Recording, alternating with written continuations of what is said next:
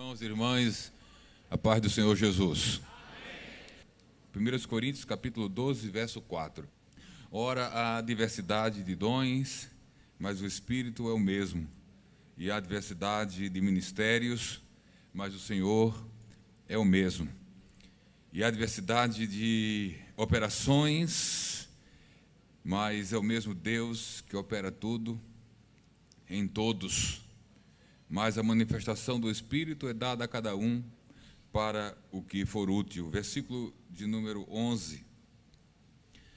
Mas um só e o mesmo Espírito opera todas essas coisas, repartindo particularmente a cada um como quer.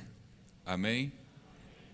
Estaremos falando sobre o cumprimento do propósito de Deus através dos dons e ofícios ministeriais.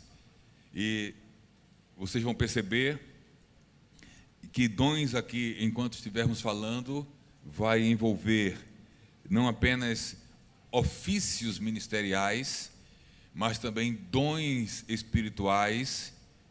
E daqui a um pouco nós vamos falar do que difere, o que é diferente e o que não é entre essa divisão ou distinção, melhor dizendo, entre dons espirituais e dons ministeriais, conforme são assim classificados. Nós vamos seguir a sequência da apostila com uma pequena alteração que daqui a um pouco nós vamos citá-la. Mas o primeiro ponto da nossa apostila fala sobre os dons e ofícios ministeriais. Os dons e ofícios ministeriais são concedidos pela soberania, graça e misericórdia de Deus. E acrescente-se aqui ao título os dons espirituais e ministeriais e os ofícios, todos esses dons, tudo isso são concedidos pela soberania, graça e misericórdia de Deus. Eu organizei o meu material de uma forma diferente do que é convencionado. Eu não citei textos e elaborei comentários por escrito. Eu redigi, de forma literal, transcrevi os versículos bíblicos para, a partir da própria leitura dos versículos na própria apostila, pudéssemos fazer os comentários. E aí, as devidas anotações, na medida em que os irmãos acharem e entenderem necessário. Então, nós vamos estar lidando direto com o texto bíblico aqui. Tanto na apostila como na sua Bíblia, vai ser a mesma coisa, o acompanhamento. Em primeiro lugar, nós ressaltamos aqui, nesse primeiro ponto, a soberania, a graça e a misericórdia de Deus na concessão de dons. Alguns desses dons espirituais, eles são concedidos, são distribuídos, e não são necessariamente dados ou concedidos para serem exercitados no contexto da liderança da igreja. Alguns dons são muito pertinentes à liderança da igreja, outros não. Por exemplo, falar em línguas não é um dom que quem o tem para ser um líder na igreja, não necessariamente. Embora o batismo no Espírito Santo, que é evidenciado por falar em línguas, é uma capacitação que biblicamente é necessária para o pleno exercício do ministério, mas você pode ter o dom de falar em línguas e não ter uma vocação para ter uma função de liderança na igreja. Então, há dons espirituais que não implicam em ser um líder porque tem o dom.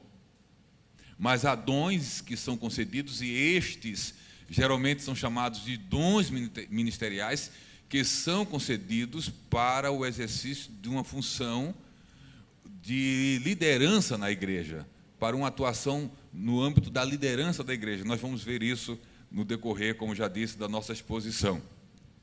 O fato é que essa primeira menção aqui, de 1 Coríntios 12, verso 4 ao 7 e verso 11, que foi exatamente o texto que nós lemos, fala-nos de forma geral sobre alguns princípios e fundamentos que norteiam a distribuição dos dons de forma geral. O texto de 1 Coríntios 4, como lido e aqui registrado, diz que há diversidade de dons, mas o Espírito é o mesmo. E há diversidade de ministérios, mas o Senhor é o mesmo. E há diversidade de operações, mas é o mesmo Deus que opera tudo em todos. Primeiras observações que eu gostaria de compartilhar nessa tarde, é uma aula, e é no ritmo e na didática de aula que nós estaremos trabalhando com vocês. Em primeiro lugar, nós gostaríamos de chamar a atenção, isso é algo interessante, que de forma implícita, nesse texto do apóstolo Paulo, a doutrina da Trindade está presente. Não sabemos se houve da parte do apóstolo intencionalidade, mas o verso 4 nos apresenta o Espírito, nos apresenta Jesus e nos apresenta Deus Pai, juntos, envolvidos na concessão dos dons. Há diversidade de dons, mas o Espírito é o mesmo. E há diversidade de ministérios, mas o Senhor é o mesmo, Jesus. E há diversidade de operações, mas é o mesmo Deus, que opera tudo em todos. Espírito, Filho e Pai, Espírito, Senhor e Deus, envolvidos na concessão dos dons, que aqui nos são apresentados por três perspectivas, ou de três maneiras ou aspectos diferentes, acentuando algumas das características desses dons. A diversidade de dons, do grego carisma, que aponta para a graça de Deus na outorga, na concessão desses dons. Daqui a um pouco falaremos mais sobre graça. Depois, em relação ao Senhor, a diversidade de ministérios. Ministério do grego diaconia, de serviço, que é algo também que está relacionado aos dons. E por fim, relacionado a Deus, e a diversidade de operações que fala aqui do poder de Deus, que opera os dons espirituais, os dons ministeriais, que opera todos os dons, também derivado de uma palavra que fala exatamente de energia, de poder, que parte de Deus. Então nós temos aqui o Espírito, o Senhor Jesus e Deus Pai, envolvido na concessão dos dons espirituais. A segunda parte do texto, desse primeiro momento, a partir do versículo de número 11, do 7 ao 11, 7 e 11, melhor dizendo, ou agora salientando, destacando o verso 11, diz que a manifestação do Espírito é dada a cada um para o que for útil. Diz o final do verso 7. E o verso 11 diz: mas um só e o mesmo Espírito opera todas essas coisas, repartindo particularmente a cada um como ele quer, como quer. Então nós temos aqui uma ênfase nesse texto também na soberania de Deus. Soberania é um termo que durante a semana à noite foi por vezes citado e conhecido já de todos nós, ou da maioria, que enfatiza uma das qualidades de Deus. A soberania nos ensina que Deus, Ele está acima de tudo e acima de todos. Ele faz o que bem quer, na hora que quer, no lugar que quer, do jeito que quer, com quem bem Ele quer. Não pede opinião nem conselho a ninguém para fazer. Ele simplesmente decide e faz. Esses são, de forma resumida, alguns aspectos dessa qualidade exclusiva de Deus. Soberania, nesse nível divino e espiritual. E aqui o texto diz que esses dons, esses ministérios e essas operações que são diversos, são repartidos por Ele, como Ele bem quer, aqui pelo Espírito, que é Deus. O Espírito Santo é Deus, o Filho é Deus e o Pai é Deus. Então, essa qualidade da soberania é aqui atribuída ao Espírito Santo, que reparte a cada um na igreja, como bem quer, esses dons.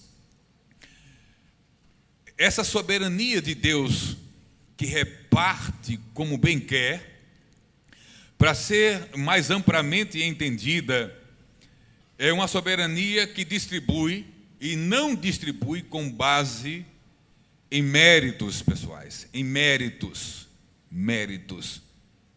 Nenhum de nós, não houve, não há, nem haverá ninguém no contexto da igreja de Jesus que receberá um dom espiritual ou um dom ministerial por qualquer mérito que seja ou que tenha. Nenhum. Não há em nós nada, absolutamente nada, que coopere no sentido meritório de Deus olhar para mim e para você e entender que somos merecedores de receber determinado dom espiritual ou ministerial. Absolutamente nada em nós que determine essa decisão de Deus. Pelo contrário, às vezes, alguns dons são concedidos por Deus, pelo Pai, pelo Filho, pelo Espírito, às pessoas mais improváveis, aquelas que menos pensamos que poderiam receber e serem usados por Deus de determinadas formas e maneiras. E Deus faz exatamente isso para demonstrar a sua soberania, a sua graça, a sua misericórdia e o seu poder de escolher os menos prováveis e, na vida dos menos prováveis, fazer as maiores coisas. Quando na vida dos menos prováveis Deus realiza as maiores coisas, esses menos prováveis, reconhecendo a condição de quem são, nunca vão tentar roubar ou tomar para si a glória que pertence somente a Deus. Dessa forma, quanto mais improvável nós somos, mais Deus nos usa e mais glória resulta para Ele. A lógica é essa. A lógica é esta. É por essa razão, pelo não mérito, que nós não temos no que nos gloriarmos. A segunda citação bíblica vai complementar esses fundamentos da concessão dos dons. É o texto que se encontra na primeira epístola de Paulo a Timóteo, capítulo 1, verso 12 ao 17, que diz assim: e dou graças ao que me tem confortado, a Cristo Jesus, está na apostila aí na sequência, Senhor nosso, porque me teve por fiel, e aí vem novamente soberania, pondo-me no ministério. Paulo tem consciência de que quem o pôs no ministério foi o Senhor. Eu já falei no início que nós estaremos aqui trabalhando num momento entre dons de forma geral, outro momento entre dons de forma mais específica, focando o ministério. Mas peça a Deus discernimento para que nessa variação de foco você compreenda os momentos em que o Senhor, compreenda e perceba os momentos em que o Senhor estará ministrando diretamente ao seu coração. Porque me teve o Senhor Cristo Jesus, Senhor nosso, eu dou graças a Ele porque me teve por fiel, pondo-me no ministério. Em primeiro lugar, Paulo diz que o Senhor o teve por fiel. o Senhor, quando nos tem por fiéis, é preciso distinguir que essa visão de Deus a nosso respeito não é uma visão de Deus em relação a qualquer possibilidade de perfeição da nossa parte. Paulo não escreve dizendo: o Senhor me teve como perfeito para o ministério. Não. O Senhor me teve por fiel.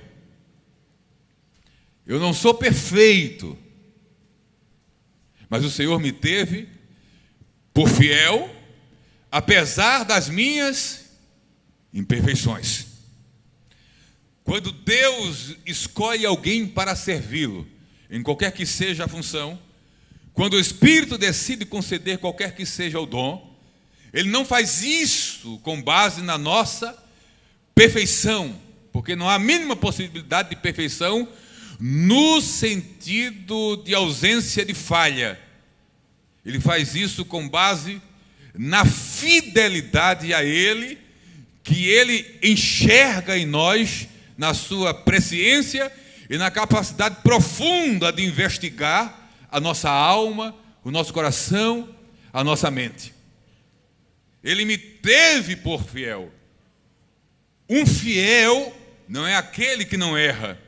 Um fiel, na perspectiva de Deus, é aquele que erra, mas reconhece o erro e busca o acerto.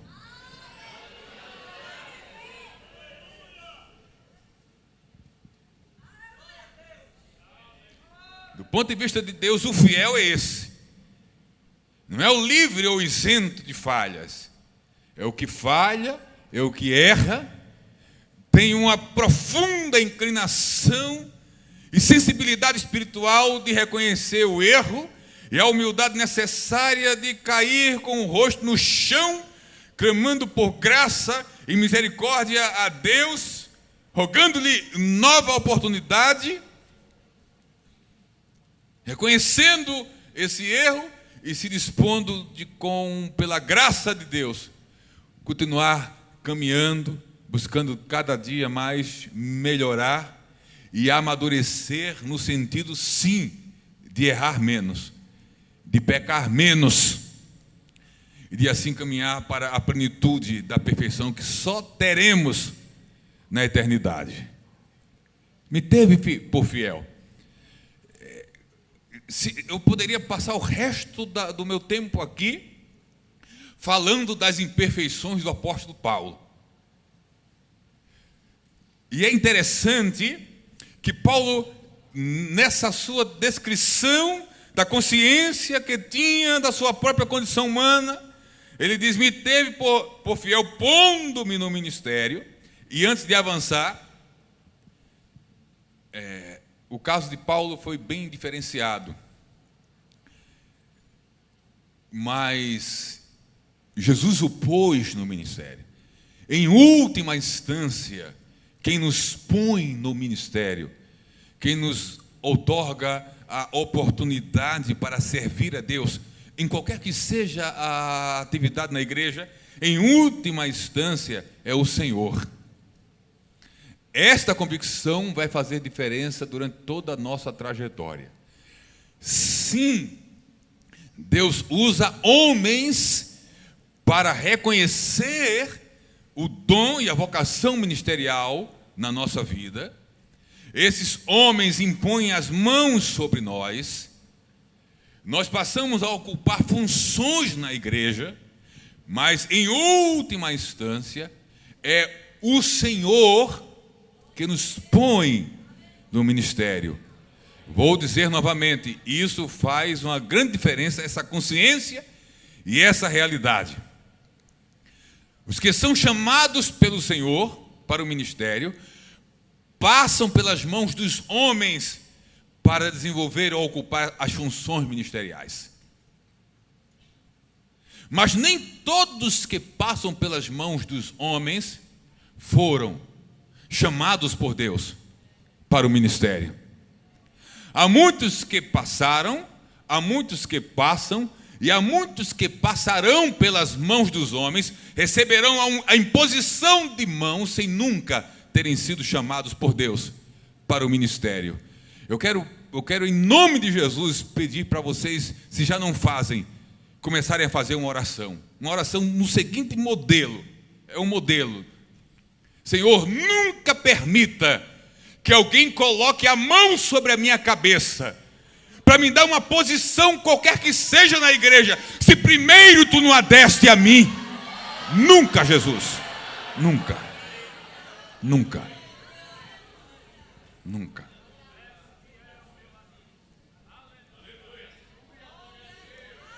Nunca.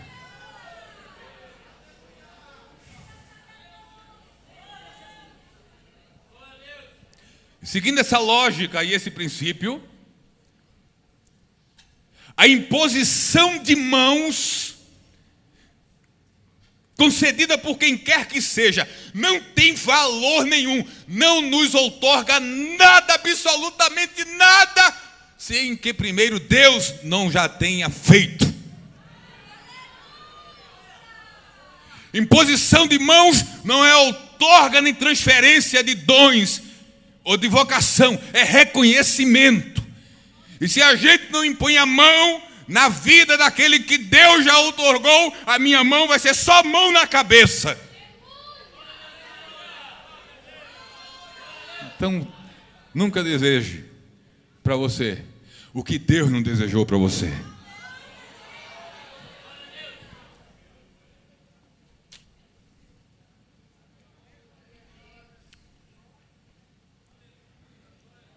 Me teve por fiel, pondo-me no ministério. É importante destacar isso porque há um outro extremo, há um outro ponto de vista extremo. Há irmãos, há jovens, há pessoas que depois de algum tempo no ministério se acham tão grandes que começam a dizer o seguinte: não foi o pastor que me colocou aqui, foi Deus.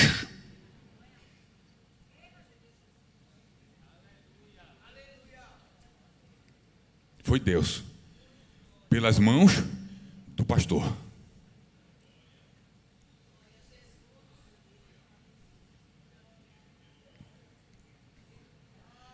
Quem não honra o seu pastor, enquanto ele honra a Deus, não é digno da honra de Deus. Essa frase tem uma série de nuances. Quem não honra o seu pastor, enquanto ele honra a Deus, não é digno da honra de Deus.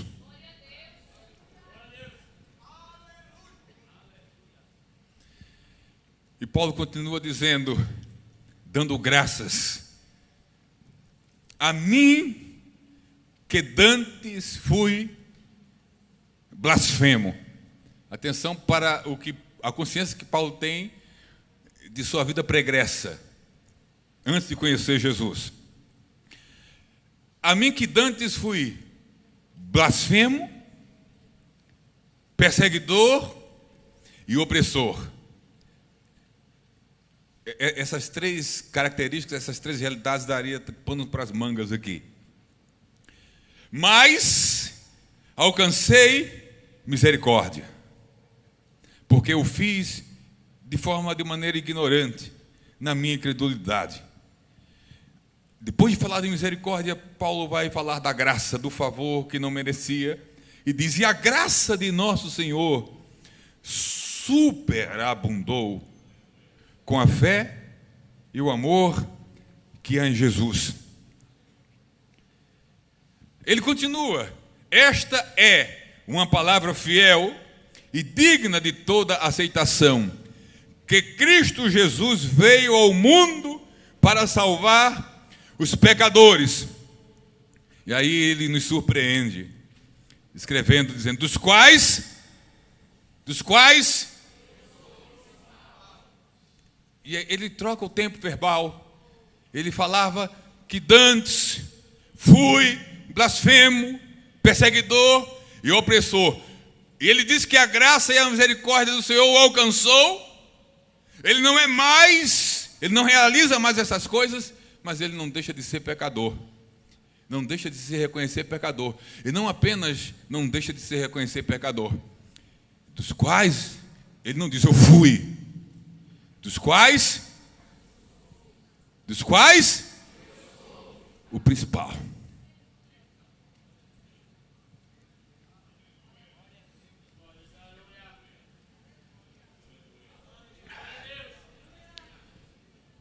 Essa consciência de quem de fato somos é extremamente necessária para mantermos essa ação de graças e esse reconhecimento de que foi a soberania, a misericórdia e a graça de Jesus, não apenas que nos pôs ou que nos porá em algumas funções de liderança e ministeriais, mas que nos manterá nessas funções.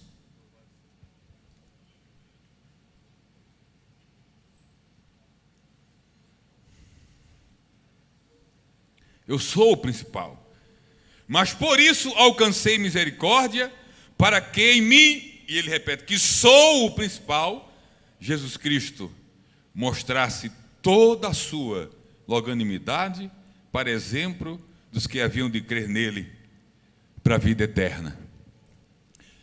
Eu acredito profundamente que Paulo, nos momentos de redação, de produção dos seus textos, de suas cartas, ele teve momentos também de grande reflexão. Eu não acredito num Paulo escrevendo ou pedindo para que alguém escrevesse por ele, num só ritmo, numa só pegada literária. Eu penso que por várias vezes ele parou antes de continuar escrevendo. E eu percebo aqui um desses momentos, porque depois que ele se abre para a igreja em Corinto, que ele abre o coração, que ele manifesta de forma ampla, clara, aberta, a consciência que tem, não apenas de quem era, mas de quem ainda é diante de Deus, e da graça e da misericórdia e da soberania de Deus envolvida em todo o processo que o colocou na posição que estava.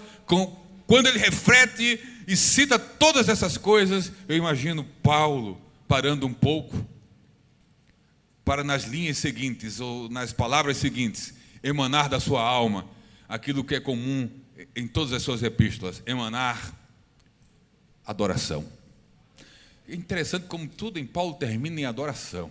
Olha o que vem a seguir no mesmo texto, na sequência da apostila. Olha como termina essa passagem. Ora ao Rei dos séculos, imortal, invisível, ao único Deus, seja honra e glória para todos sempre. Amém.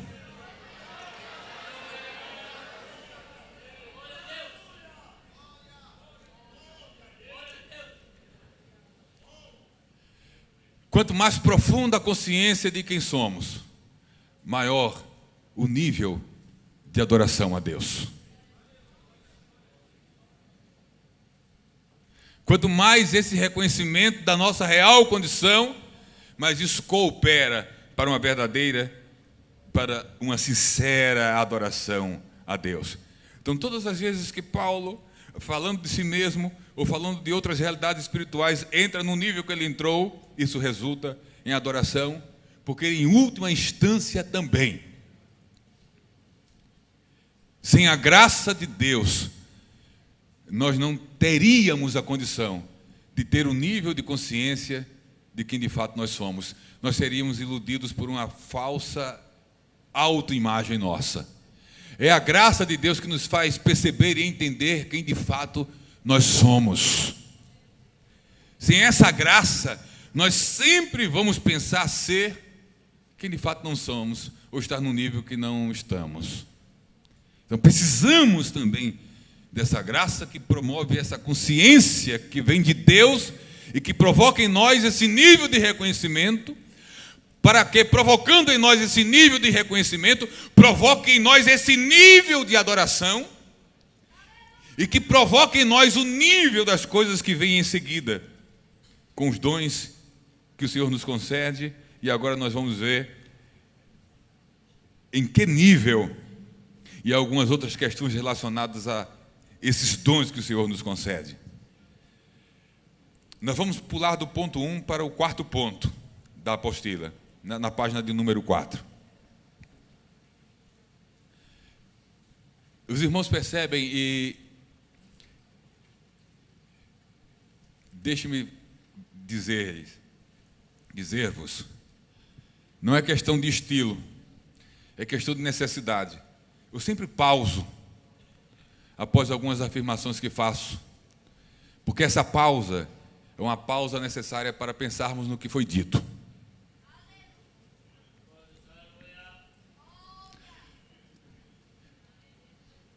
Toda sentença proferida que exige assimilação e assimilação profunda, ela necessita ser pensada. É o pensamento e a reflexão que, com a cooperação do Espírito, imprime essa verdade em nossa consciência.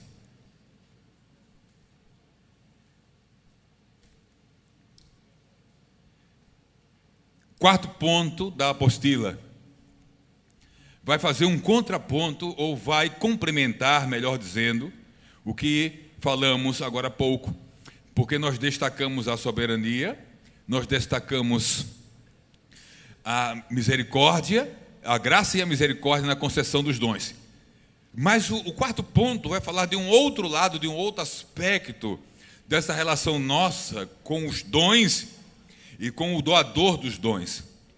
Há aqui alguns textos também, já transcritos, onde o primeiro diz assim: portanto, obviamente, 1 Coríntios 12, 31, esse portanto implica que é uma conclusão, e você vai ter a noção completa disso lendo esses textos de forma plena em outro momento.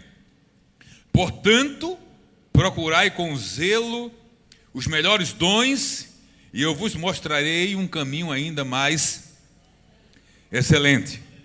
Algumas observações nesse primeiro versículo aqui citado. Procurai com zelo. Essa ordem aqui, procurai com zelo, originalmente é zelute. Vocês vão lembrar de zelote. Zelote tem um sentido na Bíblia e até na língua portuguesa negativo, que é de fanático.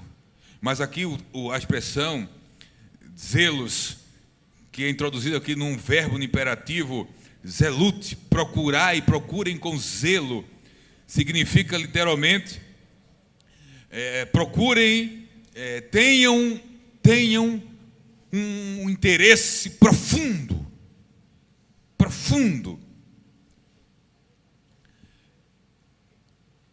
Na procura, tenham um interesse profundo na procura dos melhores dons. Zelo, ou procurai com zelo, poderia ser traduzido dessa forma: tenham um profundo interesse na busca pelos melhores dons. Um profundo interesse. Profundo interesse. Guardem isso, porque vai estar sendo pontuado em cada um dos textos. Nos melhores dons. Melhores dons? Há dons melhores ou maiores que outros? Sim.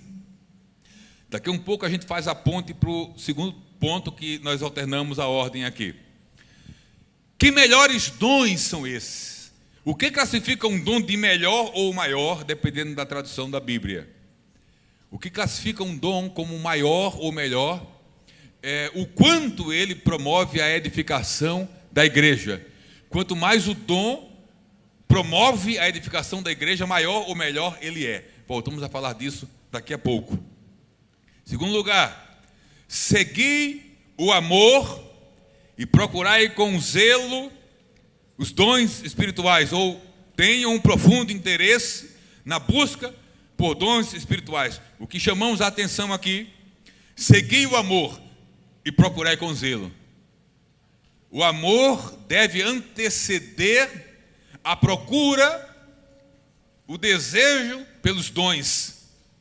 Paulo vai complementar e vai dizer que essa necessidade é vital, porque no capítulo 13, o próximo capítulo da sua carta aos Coríntios, ele vai dizer o seguinte, verso 1, 2 3. Ainda que eu falasse as línguas dos homens e dos anjos, eu não tivesse caridade, seria como um metal que soa ou como o sino que tine. Ainda que eu tivesse o dom de profetizar, ou o dom de profecia, e conhecesse todos os mistérios e toda a ciência, ainda que eu tivesse toda a fé, de maneira tal que transportasse os montes e não tivesse caridade ou amor, nada seria. E ainda que eu distribuísse toda a minha fortuna para sustento dos pobres, e ainda que eu entregasse o meu corpo para ser queimado e não tivesse caridade ou amor, que a tradução é a mesma, nada disso me aproveitaria. Paulo nos ensina esse princípio que os dons sem amor não valem de nada, não servem para nada, não se aproveita para nada. E é esse amor bíblico que busca o bem, a edificação do próximo, tema que daqui a pouco veremos, edificação. Então devemos procurar com zelo os melhores dons, devemos desejar esses dons. Em 1 Coríntios 14, 12, há uma outra característica que eu fecho aqui, esse quarto ponto, para voltar para o segundo. 1 Coríntios 14, 12, assim também vós, como desejais dons espirituais, procurai sobejar neles. Sobejar significa tê-los em grande medida ou em medida abundante. Nós podemos entender pelo menos de 3 maneiras essa exortação do apóstolo Paulo. Primeiro, ele deseja que na igreja, ou que a igreja tenha dons em abundância, em grande medida, diversidades de dons. Todos os dons, muitos dons operando na igreja como um todo. Essa medida abundante, esse sobejar na igreja. Mas isso pode implicar também e se relacionar com a nossa vida individual. Paulo aqui pode estar desejando também que cada um dos seus ouvintes, e nós aqui nessa tarde, cada um de nós também tenhamos em nossa vida abundância de dons. Que os dons sobejem nossa vida. Porque cada um de nós não podemos apenas receber um dom, podemos receber diversos dons. E eu creio que Paulo também fala nesse sentido, que na minha vida, que na sua vida, os dons estejam manifestos de forma abundante, numa grande medida. E a pergunta e a questão é: está?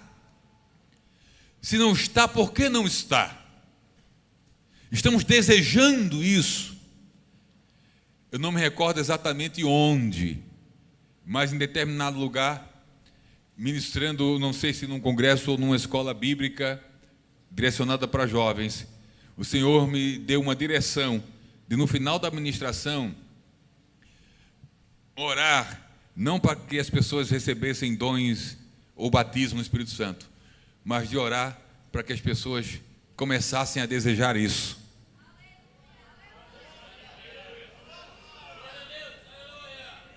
Eu vou falar algo aqui porque o Espírito me trouxe isso à mente, e quando Ele traz, não traz por acaso. É possível ouvir tudo o que vocês estão ouvindo sobre os dons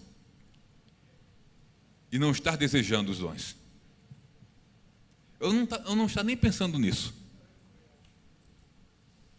A gente deseja tanta coisa, desejamos muitas coisas na vida, mas cada um pense para si mesmo. O quanto nos últimos dias, semanas, meses e anos, dons espirituais têm sido foco dos vossos desejos, dos vossos interesses. Cada um pensa nisso. Esses 3 capítulos, 12, 13 e 14 de Paulo aos Coríntios, ele quase implora para que aquela igreja desejasse os dons. Eu acho que foi ontem que alguém, não sei se foi o pastor Trajano, que falou que muitos estão desejando cargos na igreja, mas não estão desejando os dons que legitimam os cargos.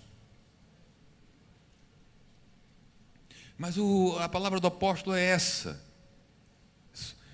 Desejem, mas não apenas desejem. Primeira necessidade, desejar isso.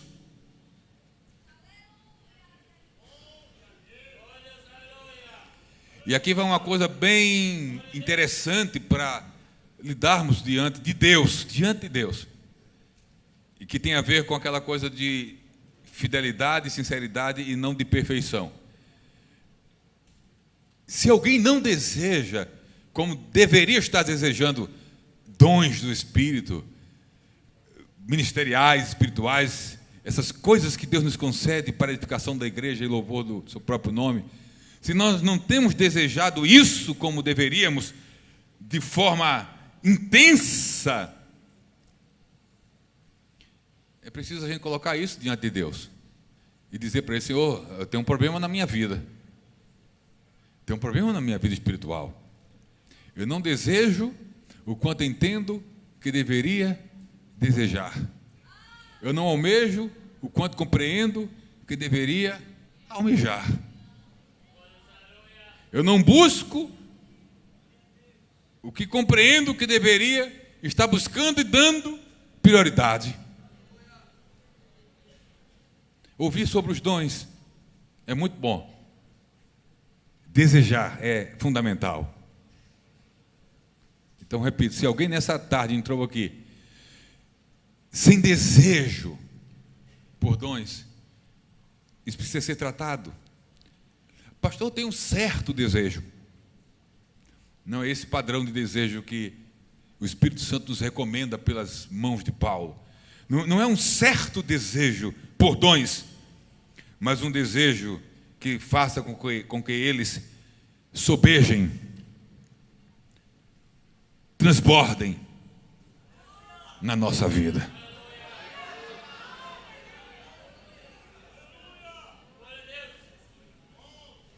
Qualquer que sejam eles,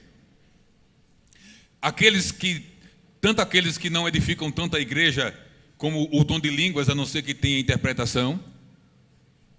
O dom de línguas falado na igreja por alguém no meio do culto, sem interpretação, não edifica em nada a igreja. Nada, absolutamente nada. Mas mesmo assim, você pode falar e pedir a Deus para transbordar nesse dom. Porque se em público, sem interpretação, ele não edifica a igreja, na sua oração em particular, ele edifica você mesmo. Então nós temos aqui, nessa tarde, alguns desafios. O desafio de, na presença de Deus, em sinceridade, dizer para ele: Senhor, eu não tenho desejado dons. Ou eu tenho desejado, mas não tenho desejado de uma forma tão intensa como eu estou ouvindo nessa tarde, para ter essa medida abundante, essa medida transbordante, essa grande medida do que tu tens preparado para a minha vida. Portanto, irmãos, procurai com zelo. Portanto, assim também vós, como desejais dons espirituais, procurem, busque sobejar neles, não para a autoglorificação, mas para a edificação da igreja. E aí a gente volta agora, vamos partir para o segundo ponto, para falar de edificação da igreja.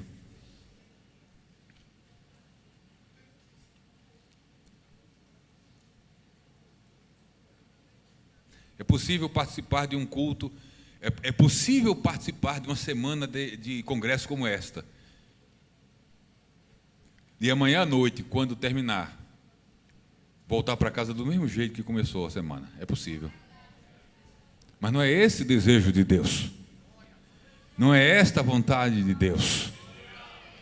Aliás, ainda para que a gente fique pensando, eu falei ontem de um ano de congresso.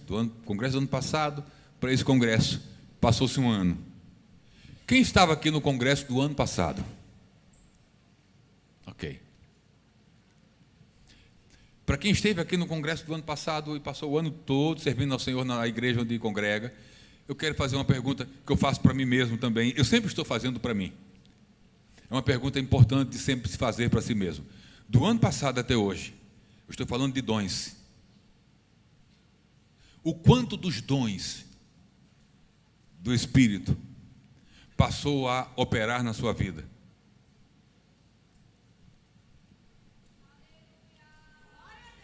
Em relação ao ano passado, você fazendo análise de si mesmo,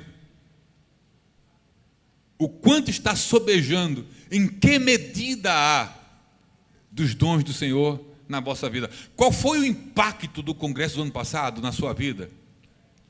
De que forma o congresso do ano passado afetou a sua vida de uma maneira que você se percebe que hoje aqui, em relação aos dons do Espírito, está bem melhor do que estava no ano passado?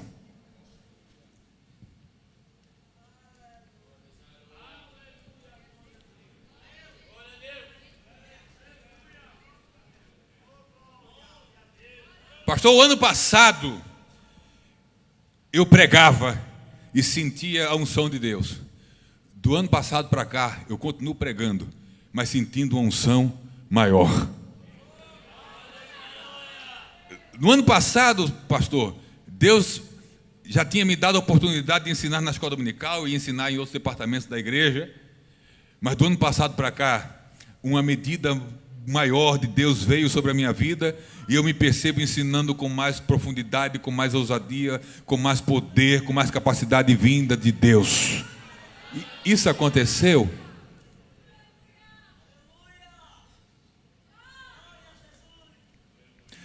Pastor, o ano passado Deus me usava, eu tinha dons que eventualmente operavam, mas o congresso do ano passado me impactou tanto que esse ano esses dons não apenas permanecem operando de uma maneira maior e ainda outros me foram acrescentados.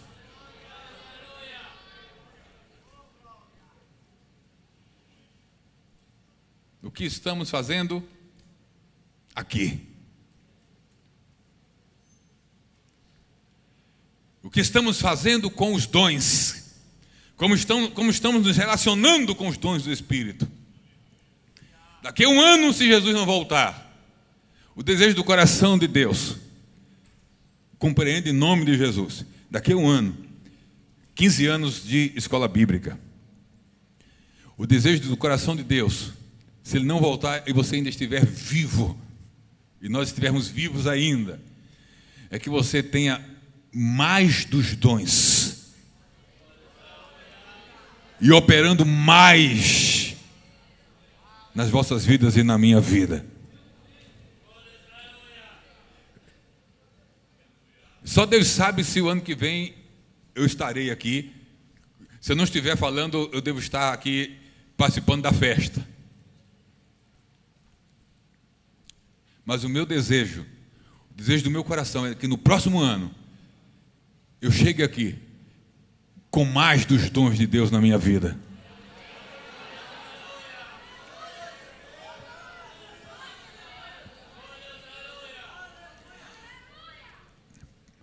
Esse procurai, ontem foi citado aqui, é um tempo verbal grego que significa procurem em todo o tempo. Desde novo convertido, que eu busco, que eu anseio pelas coisas que Deus em graça, misericórdia e soberania decidiu me conceder. Ah, como eu desejo. Eu nunca parei de desejar. E cada vez eu desejo mais. Mais. Deus me dá e eu digo, eu quero mais. Vem uma nova medida e eu digo, quero outra. Antes de fechar com a edificação,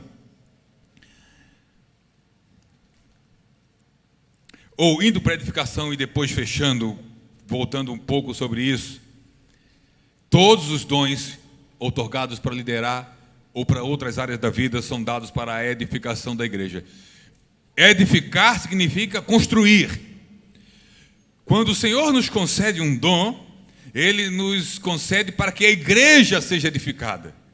O dom que Ele me concedeu deve servir para a construção da igreja, para o crescimento espiritual da igreja como coletivo e de cada crente ou membro individual dessa igreja.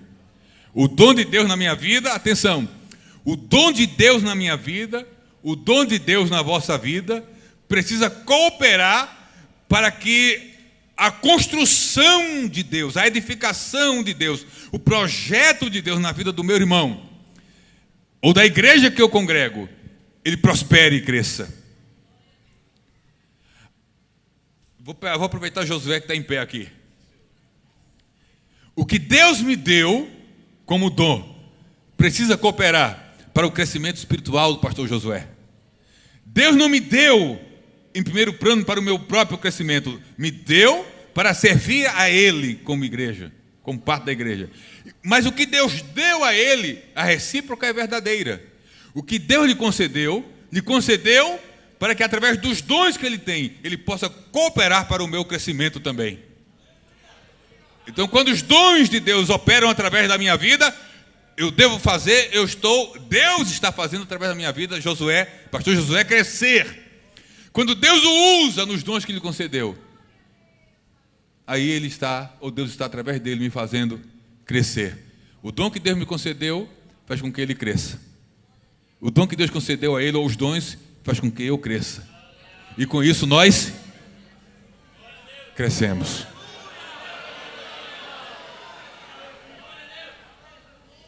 Obrigado, José. Estamos concluindo. Edificação. Através do dom que o Senhor me concedeu, o Senhor constrói, promove o crescimento da igreja e do meu irmão. E ressaltando, eu acho que uma fala também que eu ouvi ontem, Deus não nos concede dons para derrubar ninguém. Deus nos concede dons para edificar, para construir. Não use o seu dom, ou o dom que o Senhor concedeu, para derrubar ninguém. Não use o dom para colocar ninguém para trás. Não use o dom para demonstrar ser maior de quem quer que seja. Não use o dom para isso.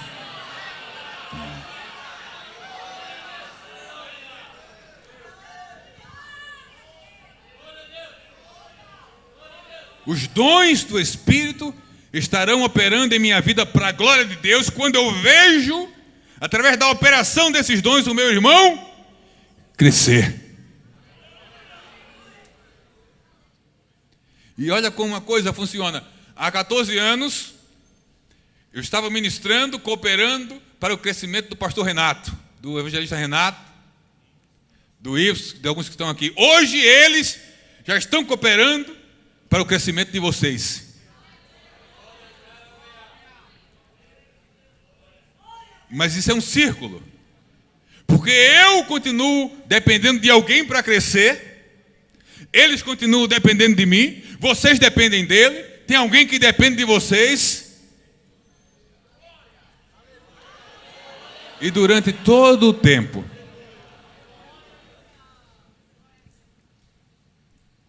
nós cresceremos porque alguém recebeu algo de Deus para nos ajudar a crescer. Então, ao mesmo tempo em que a gente cresce por causa de alguém, tem alguém crescendo por nossa causa, por aquilo que Deus nos concedeu. Esse é um princípio da operação dos dons espirituais. A edificação da igreja. Eu concluo falando o seguinte: nunca dá tempo.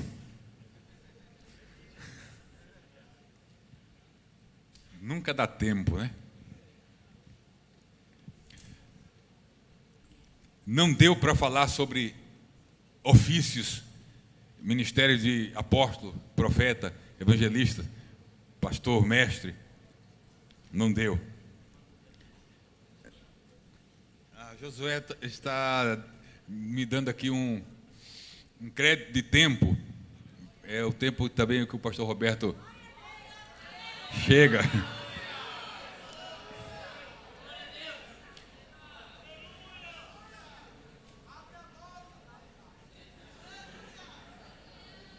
Sobejem. Sobejem. Desejem. Não dá para sobejar sem antes desejar.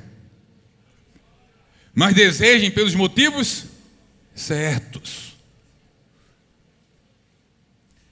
E eu quero terminar com algo que eu tenho falado e eu acredito que eu já falei por aqui.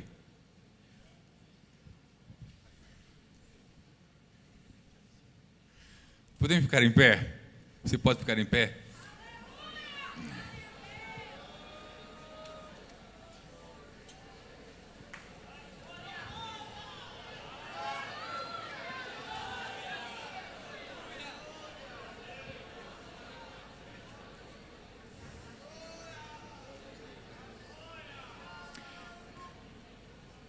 Deus tem uma medida grande e nova dos dons espirituais para a minha vida, para a sua vida, para a vida da igreja.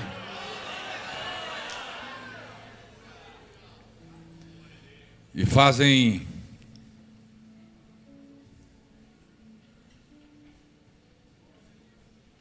32 anos que eu digo para Deus: eu quero mais.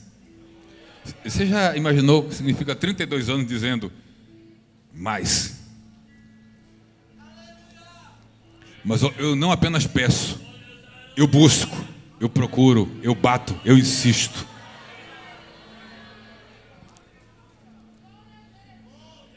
Três segredos para uma vida abundante dos dons na sua vida. Estou ouvindo o som de adoração, aleluia. Três segredos para a abundância dos dons do Espírito, dos dons de liderança, dos dons espirituais sobre a sua vida. Primeiro lugar, deseje. Quatro segredos, 4 pontos. Primeiro lugar, deseje. Segundo lugar, dedique-se. Alguns dons dependem de empenho e dedicação nossa, cooperando com Deus no desenvolvimento desses dons. Primeiro, deseje. Segundo, dedique-se. Terceiro, dependa do Espírito.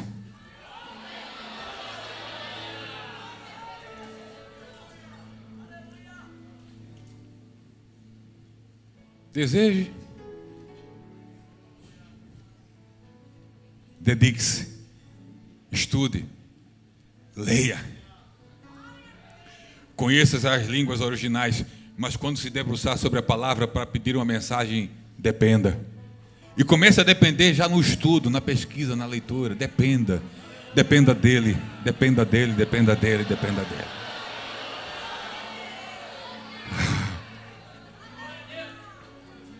A nossa teologia sem ele é nada, a nossa exegese sem ele é nada, a nossa hermenêutica sem ele é nada, a nossa homilética sem ele é nada, o nosso hebraico sem ele é nada, o nosso grego sem ele é nada, a nossa oratória sem ele é nada, a nossa inteligência sem ele é nada. Dependa.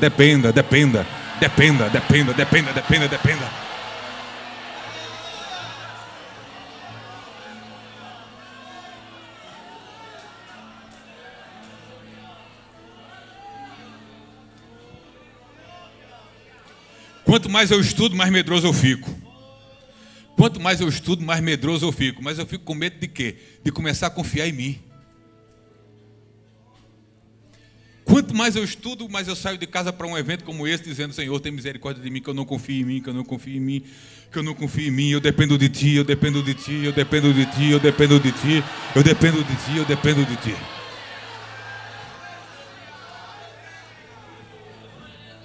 Deseje. Dedique-se, dependa. Em último lugar, distribua.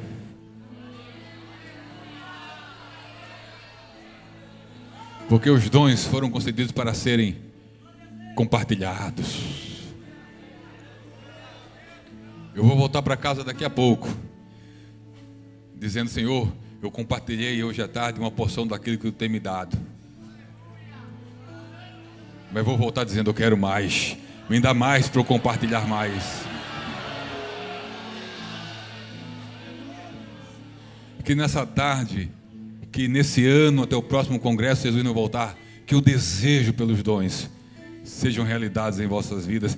E que esses dons sejam realidade abundante. Sobeje, sobeje, sobeje, sobeje, sobeje, sobeje, transborde, transborde, transborde, transborde.